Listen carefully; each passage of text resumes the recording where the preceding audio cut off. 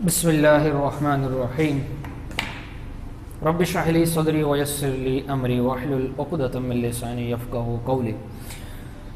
Everest online coaching centre में तमाम students को खुशामदीद। आज फ़र्स्ट ईयर उर्दू की क्लास का लेक्चर नंबर 4 है और आज की क्लास का टॉपिक है रोज़मर्रा और मुहावरा।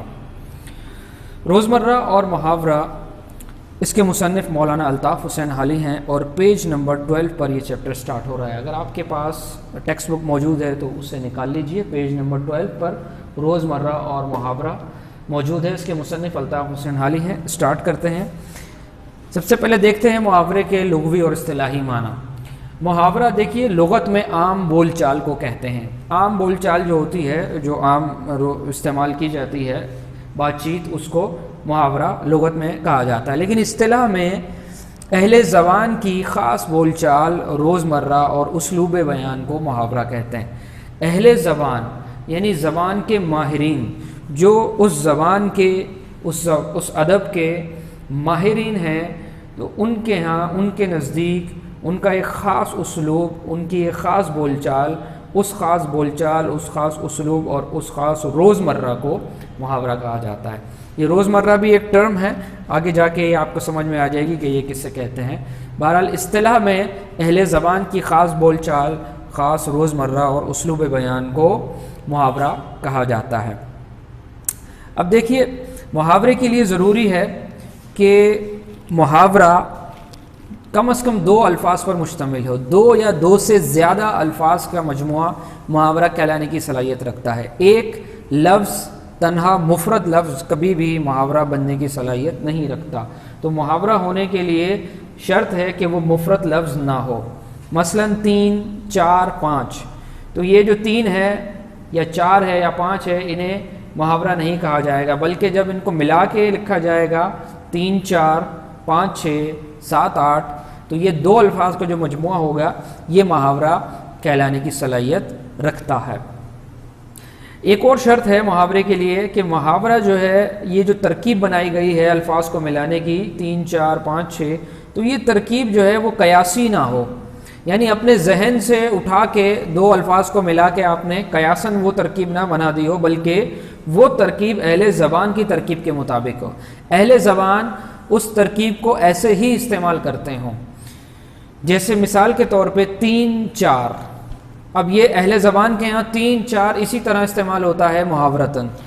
अब इसको कयास करते हुए अगर कोई 4 और 6 तरकीब बना ले, 4, 6 या 6, 8 या 8, 10, तो ये तरकीब जो है ये मुहावरा नहीं कहलाएगी, क्योंकि ये अहले ज़बान की यहाँ ये तरकीब मुहावरतन इस्तेमाल नहीं की जाती, ये तरकीब कयासी है।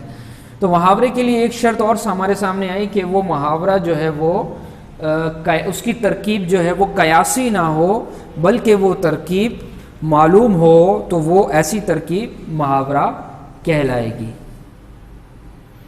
अब देखिए, मुहावरे की 2 किस्में बयान की गई हैं और एक किस्म को मुहावरे का नाम दिया और दूसरे किस्म के मुहावरे को रोज़मर्रा का नाम दिया। ये देखिए, लफ्ज़ जो है वो उसके 2 तरह के माने होते हैं किसी भी अल्फाज के। एक हकीकी माना होते हैं और एक मजाजी माना होते हैं।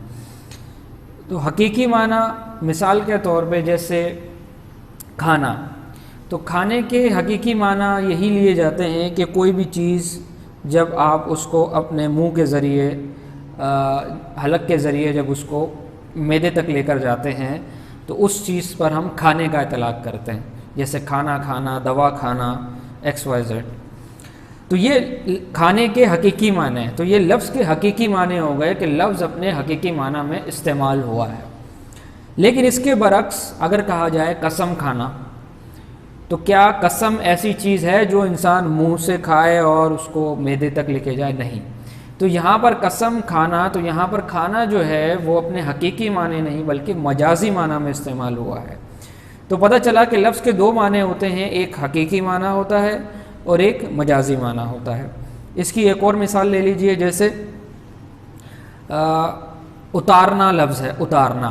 तो अब अगर कोई उतारना जो लफ्ज़ है उसकी हकीकी माना क्या है कि कोई भी चीज़, कोई जिस्म ऊपर से नीचे की जानिब जब उसको लाया जाए तो उसके माना उतारने के लिए जाते हैं, जैसा कि सवारी उतारना, ठीक है। इसी तरह खूंटी से कपड़ा वगैरह उतारना, कोई भी चीज़ ऊपर से जब नीचे उतारेंगे तो उसके लिए उतारने का लफ्ज़, तो ये इसके हकीकी माना हो गए। लेकिन अगर कहा जाए नकल उतारना, तो नकल कोई ऐसी चीज़ नहीं है जो आप ऊपर से नीचे की जानिब उतार रहे हैं, तो पता चला कि नकल उतारना ये उसका हकीकी माना नहीं बल्कि मजाजी माना में उतारना यहाँ पर इस्तेमाल हो रहा है।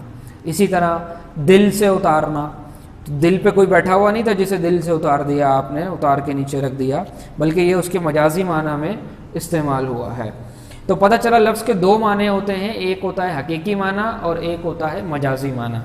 तो मुहावरे के लिए ज़रूरी है, मुसन्निफ़ यहाँ पर कहना चाह रहे हैं, यहाँ पर मुहावरा उन अल्फाज को कह रहे हैं कि जो अपने मजाजी माना में इस्तेमाल हों। तो मुहावरे की तारीफ़ वो ये कर रहे हैं कि वो अल्फाज जो अहले ज़बान की तरकीब के मुवाफ़िक हों। अहले ज़बान की तरकीब के मुवाफ़िक वो हम पिछले पार्ट में देख चुके कि अहले ज़बान की तरकीब क्या होती है और उसके मुवाफ़िक कौन से अल्फाज होते हैं। तो जो अल्फाज अहले ज़बान की तरकीब के मुवाफ़िक हों और अपने मजाजी माना में इस्तेमाल हों, यानी लफ्ज़ तरकीब के भी मुवाफ़िक हो और मजाजी माना में इस्तेमाल होगा, तब उस पर मुहावरे का इतलाक़ किया जाएगा। जैसा कि नकल उतारना, कसम खाना, यहाँ पर नकल उतारना ये अहले ज़बान की तरकीब के मुवाफ़िक भी है। मुवाफ़िक होने से मुराद ये है कि अहले ज़बान उसको इसी तरह इस्तेमाल करते हैं, और दूसरी चीज़ के अल्फाज यानी उतारना और खाना यहाँ पर अपने हकीकी माना में नहीं बल्कि मजाजी माना में इस्तेमाल हो रहे हैं, लिहाजा ऐसे अल्फाज के ऊपर मुहावरे का इतलाक़ किया जाएगा। दूसरी चीज़ कि वो अल्फाज जो अहले ज़बान की तरकीब के मुवाफ़िक तो हों लेकिन अल्फाज अपने हकीकी माना के बजाय मजाजी माना में इस्तेमाल हों, अल्फाज जो हैं वो मजाजी माना के बजाय हकीकी माना में ही इस्तेमाल हों, तो फिर उन पर मुहावरे का इतलाक़ नहीं होगा बल्कि उन्हें रोज़मर्रा कहा जाएगा। जैसा कि सवारी उतारना, तो सवारी उतारना ये यहाँ पर अपने हकीकी माना में ही इस्तेमाल हो रहा है। खाना खाना ये हकीकी माना में ही इस्तेमाल हो रहा है। 3 4 ये अपने हकीकी माना में ही इस्तेमाल हो रहा है, लिहाजा इन पर मुहावरे का इतलाक़ नहीं किया जाएगा। मुसन्निफ़ के मुताबिक इन पर रोज़मर्रा का इतलाक़ किया जाएगा। तो इन्होंने 2 अक़साम बना दिया, जो इस किस्म के मुहावरे होंगे जो अपने हकीकी माना में इस्तेमाल हो रहे होंगे उन पर रोज़मर्रा का नाम लिया जाएगा और रोज़मर्रा का इतलाक़ किया जाएगा, और जो अल्फाज अपने मजाजी माना में इस्तेमाल होंगे उन पर मुहावरे का इतलाक़ किया जाएगा। ये इनका डिफरेंस भी हो गया कि रोज़मर्रा किसे कहते हैं और मुहावरा किसे कहते हैं। इसके अलावा इन दोनों में एक फ़र्क और है, जो क्वेश्चन भी पूछा जाता है कि रोज़मर्रा और मुहावरे में क्या फ़र्क है। इनके इस्तेमाल के एतबार से इनमें फ़र्क किया जाता है। अब रोज़मर्रा भी कलाम में इस्तेमाल किए जाते हैं और मुहावरा भी कलाम में इस्तेमाल किया जाता है।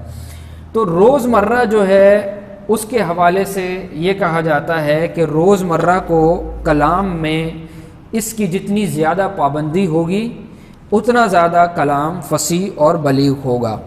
कहते हैं कि रोज़मर्रा की पाबंदी जहाँ तक मुमकिन हो तकरीर व तहरीर और नज़्म व नस्र में ज़रूरी समझी गई है, यहाँ तक कि कलाम में जिस कदर रोज़मर्रा की पाबंदी कम होगी उसी कदर वो फसाहत और बलागत के दर्जे से साकित समझा जाएगा।